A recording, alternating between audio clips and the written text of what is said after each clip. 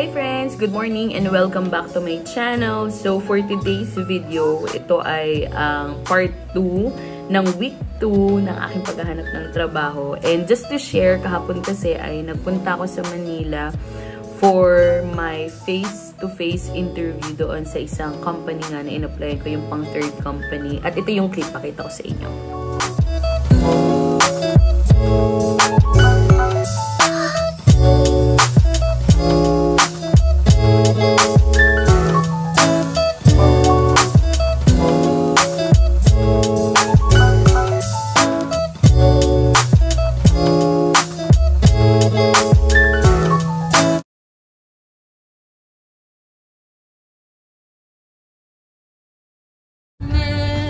Tonight you come madness. Tonight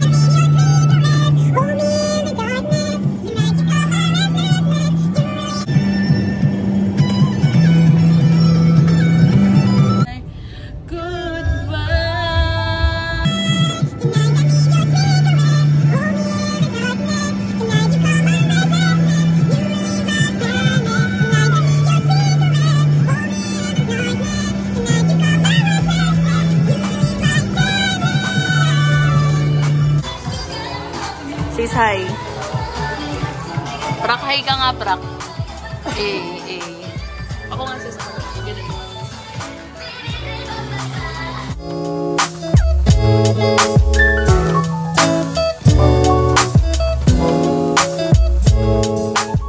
So yan, nakita nyo nga na nag face-to-face interview ako. Pero siyempre hindi ko na pinakita yung interview namin, diba? At ngayon, nasa waiting game ako. Actually, yung dalawang company, yung isa, hindi ko sure kung anong update in terms of meron pa bang another round of interview. At ito yung somewhere in Makati. So, mamaya, magsisend ako ng follow-up dito. And then, sa second company, wala ding update. Nag-seek ako ng update last week ng Friday. So, hayaan ko na muna yan siya. And then, yung pangatlo, ito yung pinag-face-to-face interview ko kahapon.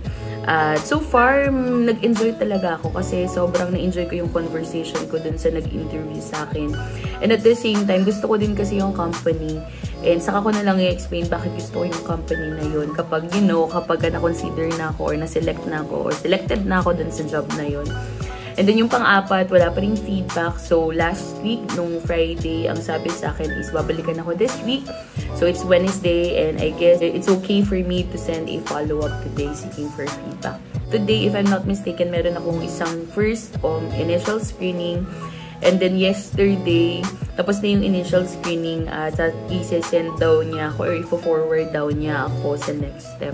So I'm still waiting kung ano yung magiging feedback. I'm still waiting and I'm praying na hopefully this week lumabas na at least 1 or 2 offers para alam mo yun, meron ng peace sa heart ko na makakahinga ako ng maluwag.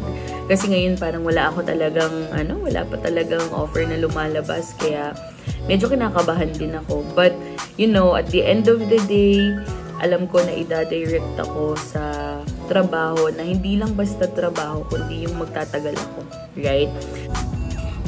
Ayan na nga. So, a little update with regards dun sa isa kong in-interviewhan last week. Malaki daw yung chance na hindi na ako magkakaroon ng another round of interview.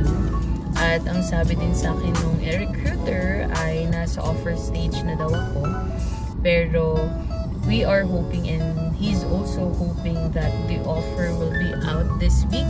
So hopefully ngayon na din siyang week mag-out kasi para lang magkaroon nga ako ng kapayapaan na at least meron ako na secure na isang trabaho.